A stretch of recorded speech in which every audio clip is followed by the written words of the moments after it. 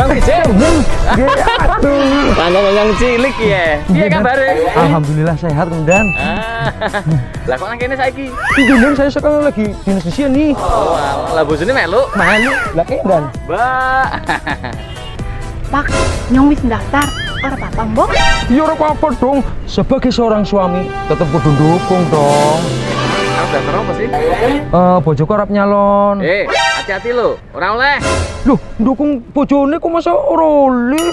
Lo wong lagi masa pemilu. Hati-hati karo pihak-pihak yang tidak bertanggung jawab membuat berita hoax yang menyudutkan polisi. Runyam kok. Begini, Pak. Istri seorang polisi memang diperbolehkan nyalon, tetapi jenengan sebagai seorang suami dan juga berprofesi sebagai seorang polisi tetap harus bersikap netral. Tidak boleh terlibat dalam kegiatan politik praktis. Bener kue, apalagi sampai menggunakan fasilitas dan kewenangan negara. Nah, pimpinan bisa ngerti, bisa dikasih sanksi lo. Loh, masa dukung bojone bisa kena sanksi? Tadi katanya sudah daftar nyalon sebagai anggota legislatif kan? Bukan, saya itu daftar nyalon rambut.